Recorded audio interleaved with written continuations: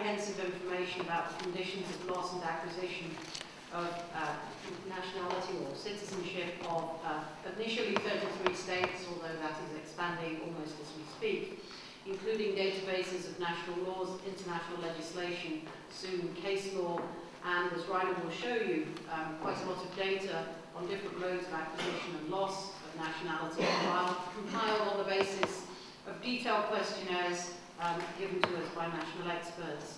And later on there'll be comparative analyses, working papers, and both by ourselves and we hope by others using the data, and in addition some information on EU citizenship and a citizenship news feature and a citizenship forum feature. We have to address the issue, what are the principles under which the member states allocate nationality or citizenship to individuals. Now, there is a tension because there are two answers. One is in international public law, and the answer is, well, this is a matter of national self-determination of states. They can do it basically as they like it, with certain human rights constraints in international law.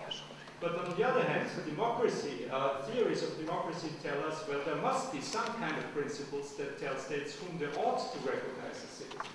Some element of genuine ties that link individuals to a particular polity and make them what I call stakeholders in a democratic political community.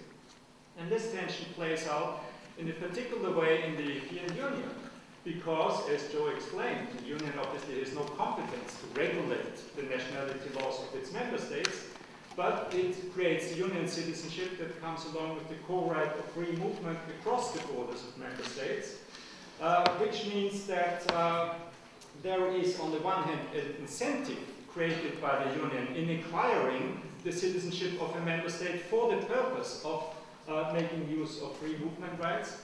And on the other hand, the Union creates a disincentive for citizens of the Union residing in another member state to change their nationality and to naturalize in that state, because they already enjoy most of the rights under the regime of Union citizenship. I simply want to look at the way in which some of the rights, arguably important ones, provided by the citizenship chapter of the treaty are used or not by the addressees of those rights.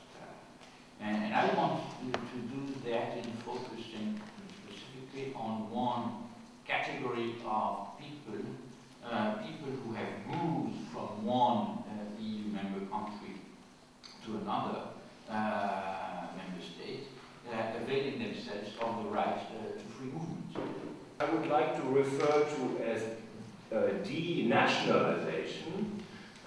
Is just the same as the de-ethnicization in that earlier exercise. It is basically the liberalization, the easing of access to citizenship, which I still think has been the master trend in Europe over the past 3 decades or so.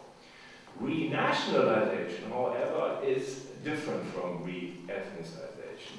Different in that it is directed at immigrants at home, not co-ethnics abroad. And the thrust here is to raise the hurdles to citizenship that previous liberalization had taken away. Reiner's project, NATAC, was the first to point to a new trend towards restrictiveness in access to citizenship in Europe, and this is exactly what I would like to refer to here as renationalization. As we look at the European human rights law and nationality, the basic instrument is the European Convention on Human Rights and related protocols, and there is no provision on the right to nationality in the European Human Rights Convention and in the protocols. So this was, to a certain extent, taken care of lately.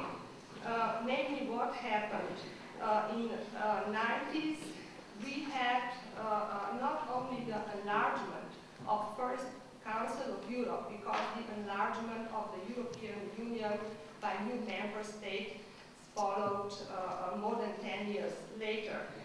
Meaning that, of course, this is a situation for an individual who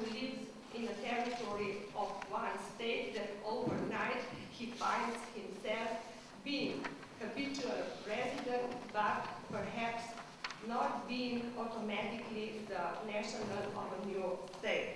And in this respect, the European Convention on Nationality, although it is a general convention, was adopted, which I think has a very good general rule in the preamble saying that nationality, when dealing with nationality, account should be taken both of the legitimate interests of states and those of individuals.